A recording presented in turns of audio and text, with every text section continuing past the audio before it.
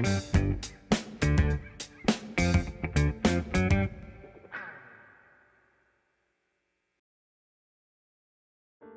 estamos hoje com as 4 profissionais convidadas das nossas escolas estaduais. Andréia Souza de Oliveira. A Andréia é coordenadora pedagógica da Escola Estadual Professor Moraes. Maria Auxiliadora Ferreira, que é especialista em educação básica do ensino fundamental, da Escola Estadual Dr. Paulo Diniz.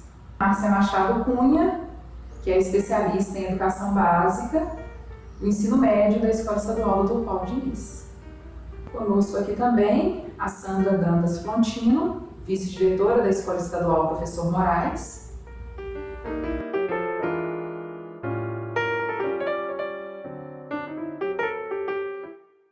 Os conselhos de classe na nossa escola, eles são feitos no final de cada bimestre. Então, nós temos uma média de 5 conselhos ao longo do ano letivo. Os comunicados são feitos aos professores via quadro de aviso na sala dos professores, via WhatsApp, via e-mails e aquela cobrança que a gente faz no dia a dia, lembrando os professores dos conselhos.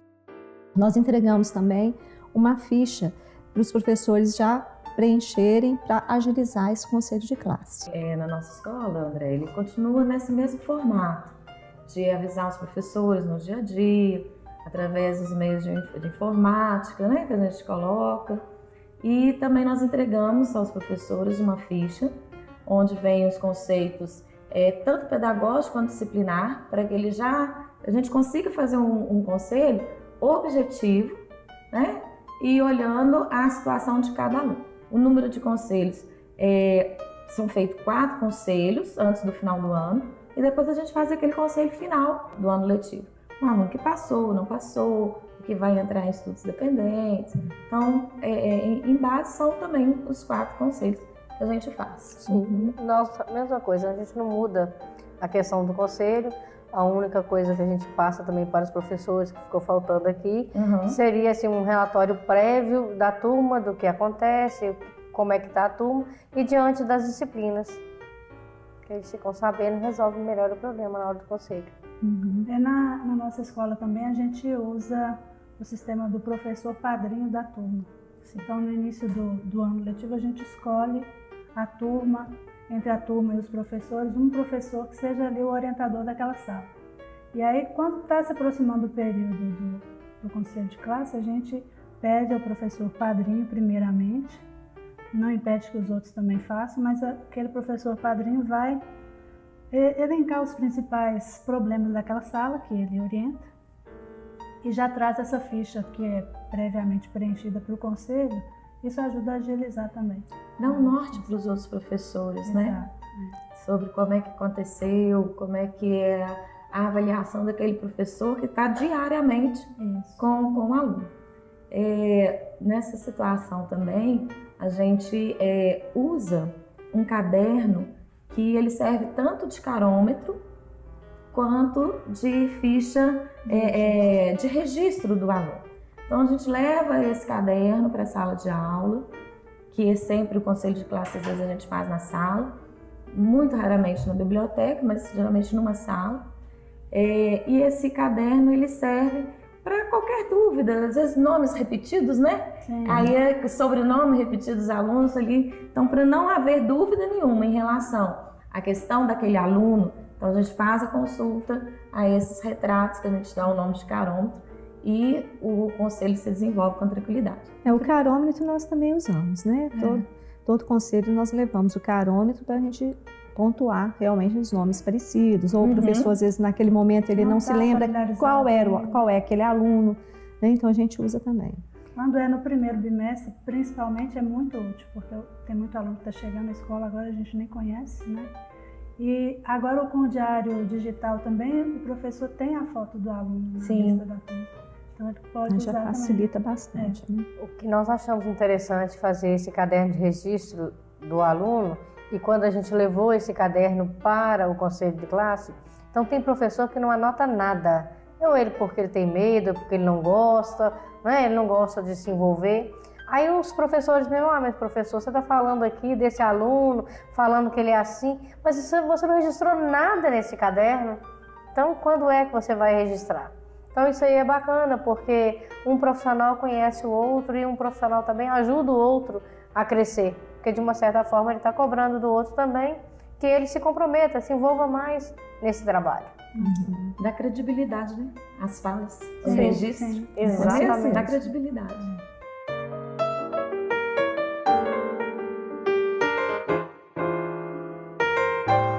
Olha, nós levamos as vozes dos pais e dos alunos de uma maneira indireta, né? Porque tudo aquilo que acontece ao longo do bimestre, nós levamos isso para o conselho, mas a presença física dos alunos e dos pais nós não temos. Somente a gestão, né, vice-direção e especialista junto com os professores. Mas é importante essa fala do que aconteceu com o aluno, as reivindicações dos alunos, as reivindicações dos pais. Tanto é que na nossa ficha que nós usamos no conselho, nós colocamos lá solicitação de atendimento especial e aqueles alunos que necessitam de um atendimento individualizado. Que às vezes o pai traz para a gente alguma informação importante que o professor ainda não percebeu e que a gente leva isso para o conselho. Nós levamos o relatório, né, um documento escrito do pai, porque às vezes quando o pai ele fala, mas está acontecendo isso e isso com a turma, o professor está fazendo isso e isso, não entregou nota, não fez diário, não tem atividade na sala. Então eu peço ao pai que faça por escrito com data para poder ser encaminhado para o conselho de classe. Então a gente leva não para o professor X, mas está faltando isso, o professor não escreveu, ele não fez isso. Então aí o professor, na hora do conselho, ele vai, diante dos seus colegas, perceber o que está acontecendo. Muito interessante. Sim. E você tem um formulário padrão para isso? Ou não, eu vou ditando para o pai na hora. Primeiro ele me fala, né? Assim que ele me conta tudo que ele tem que falar, o histórico, aí eu faço junto com ele um documento. Então, você vai escrever isso, e você vai assinar. Lá na nossa escola a gente faz, só que é um caderno de atas, né? A gente registra essa reunião, só que a gente mesmo que registra e no final ele lê, concordando, ele assina, para deixar essa questão do registro que é muito importante. Né? Eu tenho por hábito pensar na seguinte coisa: quando a pessoa escreve, é a letra dela e que ela está assinando, é o documento dela. Sim. Quando eu escrevo para ela, ela pode falar, mas por que que você escreveu? Eu não pedi para falar isso, eu não pedi para escrever, então a letra é dela, a caligrafia é dela. Então eu não gosto de escrever exatamente para não induzir.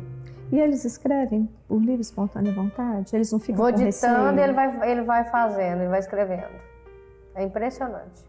Esse registro, o pai, ele até gosta de fazer porque eles vão acreditar que eu estou colocando. E essa situação ocorre muito porque alguns alunos têm algum problema que ainda não foi detectado via um médico mesmo, não tem um laudo. Mas o pai percebe que ele está passando problema, a dificuldade dele levar um PA para poder fazer aquele laudo. Então ele gosta de relatar. Né? E o fato dele relatar ali, ele coloca minúcias que é até um alívio para ele na hora que ele está escrevendo. Então é por isso que a gente gosta que o próprio pai escreva e, como você colocou, André, é uma forma indireta do pai estar participando do conselho, certo? E os professores, eles não colocam aí que nós estamos protegendo determinado aluno porque a gente gosta, levando uma situação peculiar por estar abraçando um pouco mais o aluno, porque eles acham que a gente, como supervisor, tem essa característica de abraçar demais os meninos, né? E eles ficam ali mais de uma forma durona. Então, quando a gente leva de forma indireta o que o pai está querendo, fica uma coisa mais visível do que a gente está propondo ali naquele momento. Mais exata, né? Mais exata, né? E a dificuldade real, que às vezes o aluno ele é tão sossegado na sala, mas por dentro existe uma inquietação tão grande, situações tão fortes que ele está passando, e só através do relato do pai mesmo que a gente vem a descobrir o que está acontecendo. Esse relato às vezes te esclarece inúmeras situações dentro da escola que você não fazia ideia. Isso mesmo, questão de comportamento, questão de atenção, de desempenho, tudo isso é nessa conversa com os pais que a gente consegue ter a realidade, a dimensão do que está acontecendo com o aluno, né?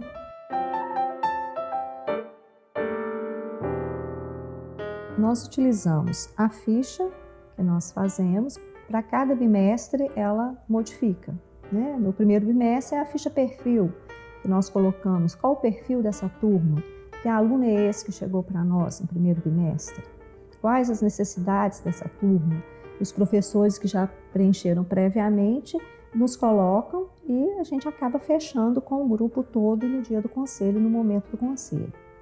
Colocamos também as questões dos alunos que são faltosos, os evadidos, aqueles que faltam muito, né? Aqueles que têm alguma dificuldade de relacionamento, os problemas de indisciplina, os que deixam de fazer alguma atividade. E colocamos também aquela questão que eu falei anteriormente, de mostrar para o professor que determinados alunos têm um determinado tipo de dificuldade que os pais relataram, né? Assim como vocês falaram anteriormente, que vocês registram, a gente coloca o relato que aquele pai nos procurou anteriormente, que nós colocamos para eles. Utilizamos também o carômetro e utilizamos uma ata que a gente fecha com os professores, né? Fechando junto com a pauta. O que foi combinado, o que não foi combinado. Se nesse momento do conselho os professores acham por bem chamar aquele aluno para supervisão, para vice-direção, conversar em particular com aquele aluno ou com aquela turma porque apresentou um determinado tipo de problema, ou mesmo aquele aluno que a gente vai ter que chamar o pai individualmente. E eu uso muito esse retorno quando eu faço a reunião de pais, porque eu já coloco todos, eu marco na lista de presença todos aqueles pais que os meninos foram relatados durante o conselho com alguma observação e peço aos pais que observem ao assinarem a lista se está marcado o nome. Se tiver marcado que não é nenhum tipo de repressão, nenhum tipo de problema mais grave, mas que é uma preocupação da escola em relação àquele aluno, então que ele nos procure ao final da reunião ou que agende um horário em particular. Tudo da mesma forma, né? A única coisa que mudou é que você colocou como ficha de perfil. E a gente coloca como ficha de pontos qualitativos. Então, no mais, é a mesma coisa. Nesse primeiro período, é o período que a gente está conhecendo mesmo a turma, né? A questão da nota daquele primeiro bimestre, ela não é nem muito considerada, mas a gente acaba fazendo um gráfico para ver. O gráfico, é claro que eu pego como base a nota, para poder colocar a turma do primeiro ano, turma 101, por exemplo, em qual disciplina que ela se destacou, qual que ela está tendo mais dificuldade. Aí a gente vai pesquisar por que daquela dificuldade, né? Em termos de qualidade. Porque está uma turma muito cheia, então aí no conselho a gente coloca lá de separar aluno, ou fazer um remanejamento, ou fazer um mapeamento, né, de acordo com essa situação. E também faz um gráfico do professor. Então pego lá, o professor de matemática, ele dá para todas as aulas, para todas as turmas do primeiro ano. Qual a turma que teve melhor desempenho com ele? E aí ele vai fazer essa avaliação. Por que eu tive melhor desempenho? É minha metodologia? É realmente a dificuldade da turma que eles não vieram com os pré-requisitos? Então a gente faz esse levantamento qualitativo, a gente gosta de referir bem essa situação, para dar um desempenho melhor para os próximos bimestres. Ô Márcia, e para esses relatórios e gráficos você usa o quê? Que programa? Eu faço tudo no Excel. Ah, tá. Primeiro eu coloco todos esses dados no Excel para poder ter um levantamento, porque aí ele me dá as quantidades. E desse eu passo para os gráficos, ou de barrinha, ou aquele de pizza, né? Que é o mais comum. E a gente faço no papel maior. Na escola a gente não tem tinta colorida, então eu faço lá em casa para ter uma visualização dessas cores. E isso fica, no primeiro momento, com os professores durante o nosso conselho. Depois, pegando, né, a reunião de pais, passo para a reunião de pais, mas antes da reunião de pais, a gente vai em sala para mostrar para os alunos. Para eles, para um feedback para os meninos. Como que eles estão, por que eles se desenvolveram melhor em tal disciplina. E a gente tem esse retorno deles, né? Porque gosta mais da aula, porque gosta menos, ou ele tem afinidade com o professor, não tem. Então, todos esses aspectos a gente reúne e ele já serve para o próximo conselho. Né? Onde a gente vai juntando os outros dois aspectos, né? Que aí entra o qualitativo e o quantitativo, para poder fazer os próximos conselhos.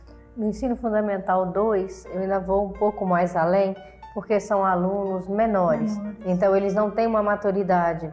Depois que eu encerro o conselho de classe, eu passo de sala em sala, converso com todas as turmas, como é que está o andamento, como é que eles estão. Aí eles começam a falar do professor A ou B, então isso é uma coisa que a gente já sabe enquanto supervisora, né?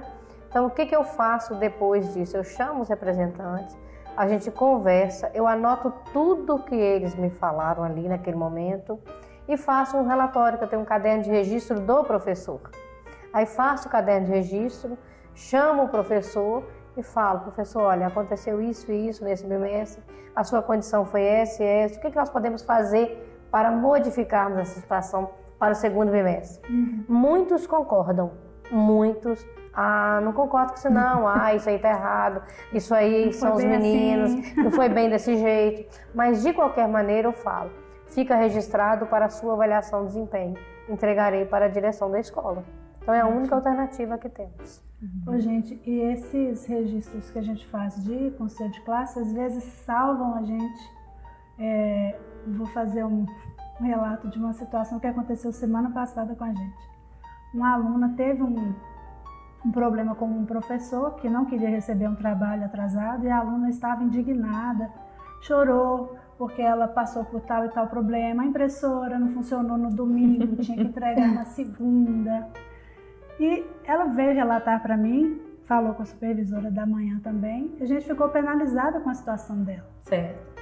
Mas falamos, não, vamos negociar com a professora e vamos ver o que a gente faz. E a professora não arredava o pé da situação. A professora foi assim, irredutível, falou: eu não vou aceitar o trabalho por essa e essa razão. E eu fiquei assim, comigo eu fiquei, nossa, mas que coisa, né? Podia dar uma ajuda para a aluna e tal.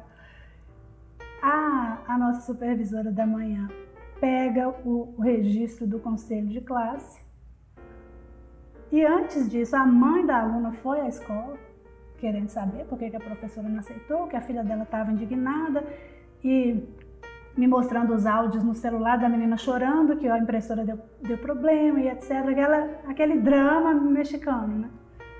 Quando a mãe chegou para conversar com a gente, eu chamei a supervisora e nós duas atendemos a família ali.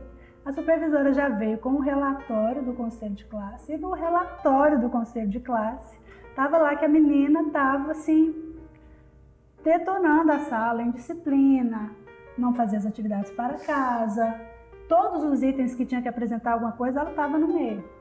Então, partindo disso aí, a supervisora foi pegar os relatórios de nota, muita média perdida. A gente conseguiu reverter o jogo. Seria um problema para a escola, uma situação de conflito entre aluno e professor, mas com base no registro do conselho de classe, a mãe viu e falou: nossa. Aí eu falei com ela: tá vendo, mãe, por que a professora não aceitou? Porque a sua filha está assim, né, na sala. Como é que o professor vai dar uma segunda chance para uma aluna que não está desempenhando bem? Não está comprometida. E a gente conseguiu reverter uma situação de descontentamento com a escola para uma situação de alerta para a família mesmo. Né? O registro é tudo, né? Você tem que ter registro de tudo, né?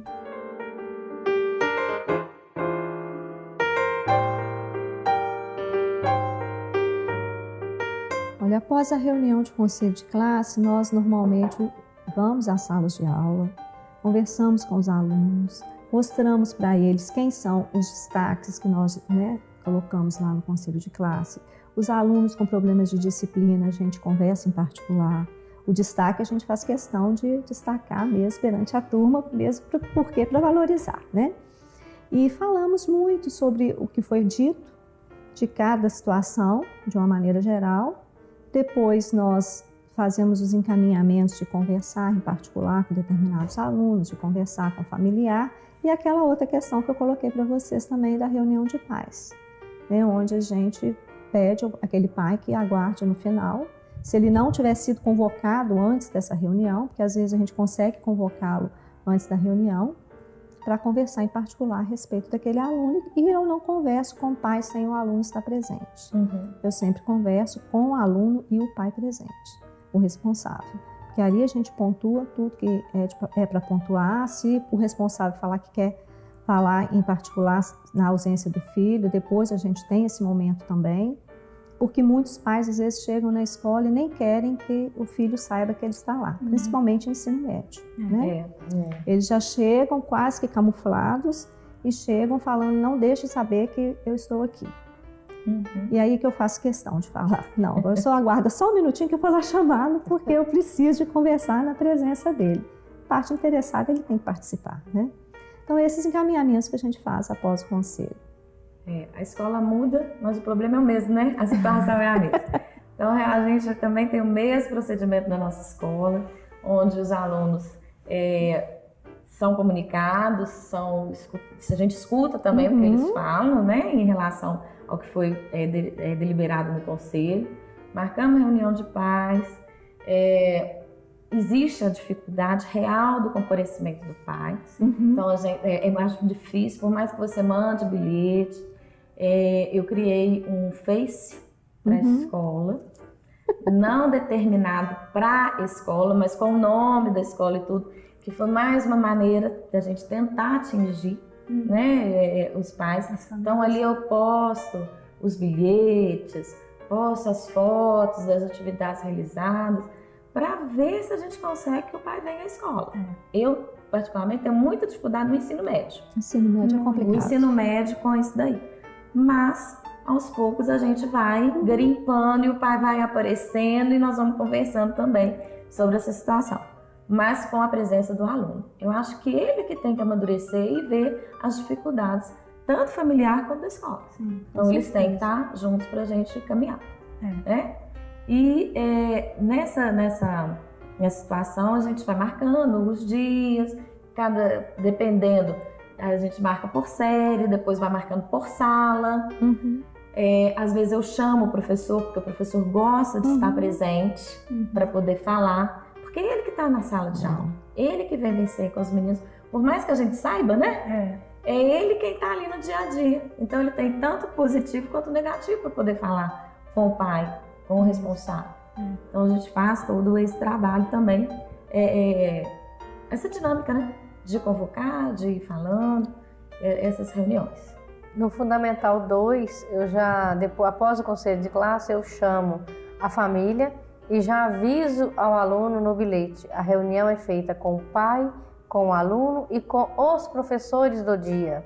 Então ali nós vamos, naquela turma, resolver todas as nossas pendências.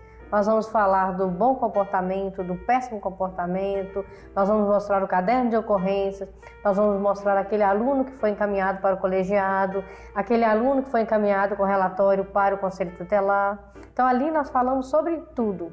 Então normalmente a reunião fica cheia, porque eu aviso para eles também. Se o pai não comparecer, vai um relatório para o conselho tutelar, explicando o pai que não compareceu, a cópia do boletim com a cópia do bilhete. Então todos aparecem. É impressionante. Essa estratégia é maciça. Ela funciona. No ensino médio não funciona muito ainda não, viu, gente? Porque os meninos já têm 18. Mas o bilhete dela é mais educado.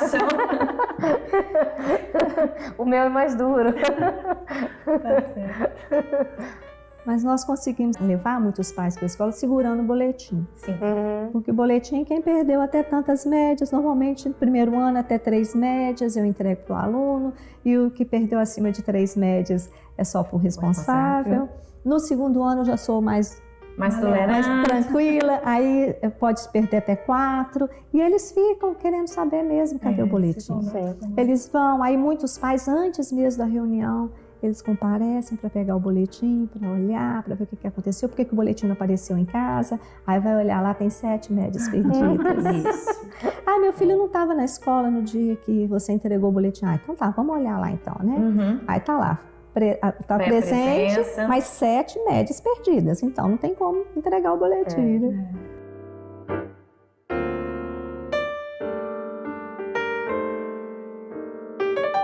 coordenação pedagógica, ela que acaba amarrando tudo, né? É o elo, né? É o elo. Nós é que conversamos com direção, vice-direção, conversamos com os pais, com os professores, com os alunos. Nós é que acabamos mesmo encerrando todo aquele ciclo pós-conselho de classe, né? Sem a supervisão fica muito complicado. Nosso papel é um papel de mediador, né? É. A gente colhe informação de todos os setores da escola, até mesmo da secretaria. Sim. Porque às vezes os meninos estão devendo ainda histórico, devendo uma foto, não é mesmo? Então a gente acaba sendo esse processo mediador mesmo. Tudo vem até a gente ali filtra todo o processo e redistribui para que a escola ande em harmonia. Nosso papel é esse mesmo, tentar harmonizar todos os aspectos. Então, o papel do coordenador é total, não é? Vocês concordam? Ele é total e a gente acaba trabalhando em todos os setores realmente.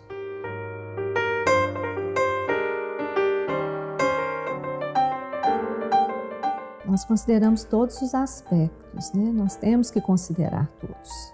Não somente o cognitivo, mas nós temos que considerar os emocionais, os afetivos, em todos os setores, né? E isso é levado ao conselho de classe e pedido aos professores que reavaliem perante aquelas situações que a gente coloca para eles. A gente tem que avaliar, não é só o cognitivo, né?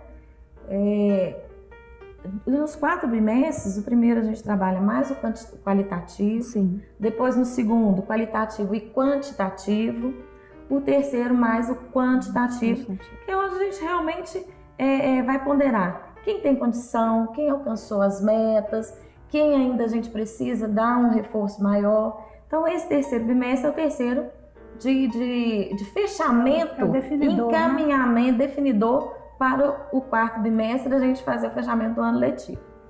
Mas esse aspecto de avaliar o aluno como todo, como um ser humano, como todo. Ele não está ali só com o aspecto cognitivo, a escola não é só isso. Então a gente acaba avaliando todos os sentidos do aluno. Ele é passado para o professor, ele é passado para a família, que às vezes a família não percebe a dificuldade que ele está encontrando de estar dentro daquela escola, sim, da insatisfação dele naquele local, e o pai quer porque que fica aquele. Então tem esse outro aspecto. Então o que a gente avalia? Tudo, porque é um ser humano e ele é extremamente complexo, e na sua complexitude ele leva isso para dentro de sala, sim, de aula também. Tudo influencia, tudo interfere. Tudo interfere. Então, todos os aspectos têm que ser avaliados em sala de aula. Mas, na verdade, a gente avalia o aluno desde o momento que ele entra na escola, né? Ele entrou do portão para dentro, ele é avaliado. É o comportamento, é a brincadeira, é a menina que quer namorar a menina, o menino quer namorar o menino. Por que tem a briga? Por que tem a confusão? Por que ele deixa de estudar? Por que ele mata a aula para poder namorar aquela menina, depois troca por um menino? Eu falo que eu acho um absurdo. Um aluno troca, por exemplo, ele está no 9º ano namorando uma menina do 6º, 7º.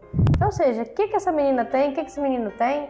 Não tem idade para isso. Mas isso interfere na avaliação, interfere na aula, interfere no aprendizado. Então ele é avaliado o tempo inteiro. Não tem como você avaliar o aluno, sala de aula, só o professor A ou B. Né? Não tem como. É o que vem, é o que entra e é o que está ali dentro.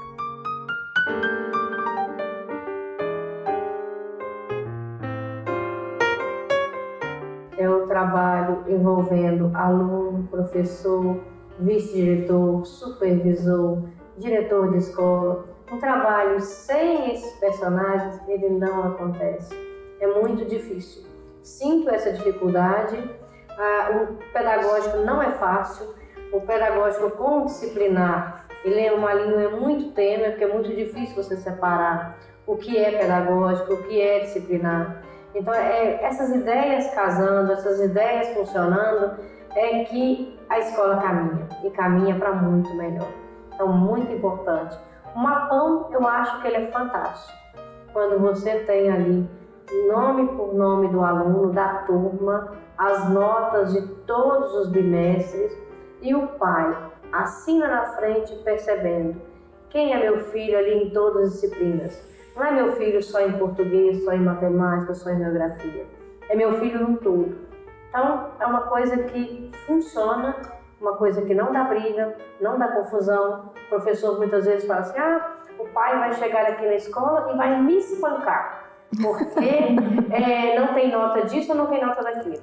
Quando o pai chega à escola e percebe que o filho dele não está bem em nenhuma matéria, ele sabe que o filho dele realmente não está bem. Ele passa a enxergar quem é o filho dele. Então, é uma visão boa, o documento, o registro. A gente deve registrar desde o início até o fim. Eu lamento muito a escola que não tem um gestor ajudando o pedagógico.